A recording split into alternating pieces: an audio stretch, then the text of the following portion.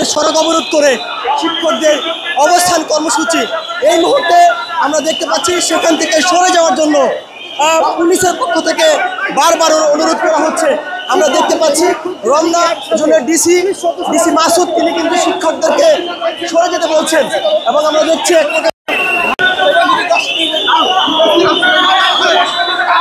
আমরা দেখছি প্রেস ক্লাবের সামনে সকাল থেকেই বিভিন্ন সড়ক অবরোধ করে যে সমস্ত শিক্ষকরা অবস্থান নিয়েছিল সে সমস্ত শিক্ষকদের সড়ক থেকে সরে যাওয়ার জন্য আমরা দেখতে পাচ্ছি পুলিশ কিন্তু চেষ্টা করছেন।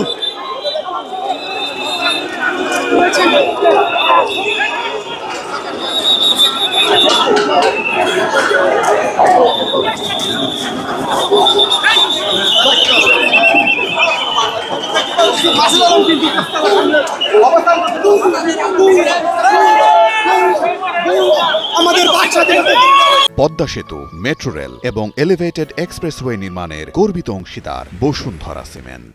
শিক্ষক সুলভ আচরণ করব, আমরা শান্তিপূর্ণভাবে অবস্থান করব, আমরা আমাদের দাবি নিয়ে আসছি। আমরা যাচ্ছি স্যার,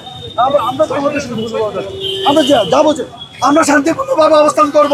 আমরা কোনো মতে পুলিশ বাহিনীর সাথে সংঘর্ষ চালাবো না, আমাদের পুলিশ বাহিনীর সাথে সংঘর্ষ চালানো আমাদের উদ্দেশ্য না। আমরা আমাদের রুটি দাবি নিয়ে আসছি, আমরা ওদের বাড়ি ভাড়ার আশা নিয়ে আসছি। ছাত্র সহযোগিতা ভাইরা, আমরা পুলিশ বাহিনীর সাথে কোনো সংঘর্ষ চালাবো না, আমরা শান্তিপূর্ণভাবে।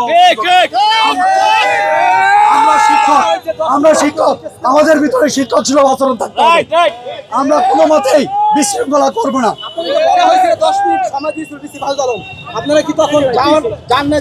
এসি মহোদয়, পুলিশ কমিশনার জনাব এসি স্যারে আমাদেরকে বলেছে, কিন্তু আমাদের সকলের শিক্ষক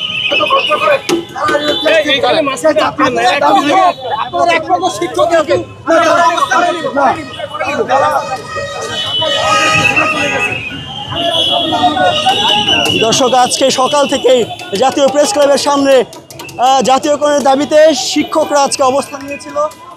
সেখান থেকে তাদেরকে ইতিমধ্যেই কিন্তু সরিয়ে দিয়েছেন আইনশৃঙ্খলা বাহিনীর সদস্যরা।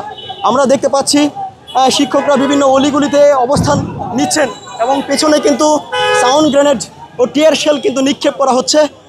শিক্ষকদেরকে সরিয়ে দিতে কিন্তু পুলিশ তারা টিয়ার শেল ও সাউন্ড গ্রেনেড নিক্ষেপ করছেন।